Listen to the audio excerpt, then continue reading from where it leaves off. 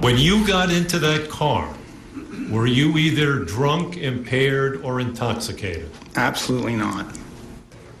Polo mogul John Goodman takes the stand in his own defense. We have live team coverage as we break down his testimony. Good evening. I'm Kelly Dunn, in for Shannon Kate. And I'm Michael Williams. A surprise move as John Goodman, in his own words, describes the night when his Bentley crashed into the car driven by Scott Wilson, killing the 23-year-old. News Channel 5's Jay Cashmere is leading our team coverage and is live outside the Palm Beach County Courthouse with what Goodman said on the stand. Jay?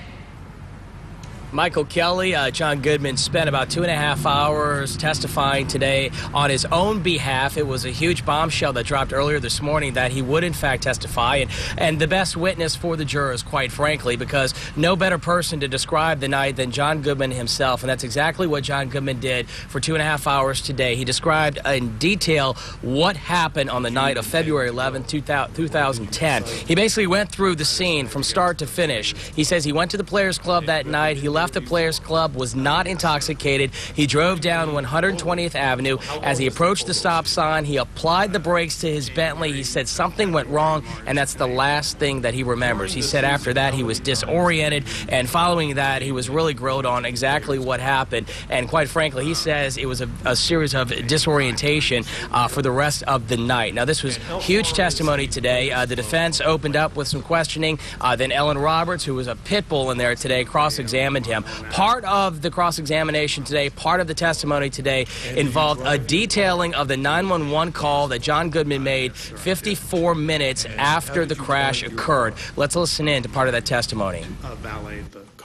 Why not call 911? Because I didn't think there was, I don't know, it didn't occur to me. I didn't think there was anybody hurt. Turned on your car and left the Players. John Goodman says after he went through that stop sign and he lost memory there, he says he knew he hit something. He just did not know what. He said he did everything he could to try and find it. And thus, we have his testimony today complete. 2.5 hours. My colleague Alex Sands was covering today's court proceedings, the very important details of this testimony from John Goodman himself. He joins me live from the other side of the Palm Beach County Courthouse with more details on what John Goodman had to say. Alex. You know, Jay, from that malfunctioning car to drinking after the crash, so much going on here these past several days, so many turns in this case, but the biggest one, of course, coming today with John Goodman taking the stand before the lunch hour in his defense. And the defense wasting no time, getting right to it, trying to get a better sense of just how much he was drinking and when. That night at the Players Club, did you ever have a drink called an Irish car bomb? Absolutely not. When you got into that car, were you either drunk, impaired, or intoxicated? Absolutely not. Why did you say you were at the stop sign, I stopped and pulled out in front?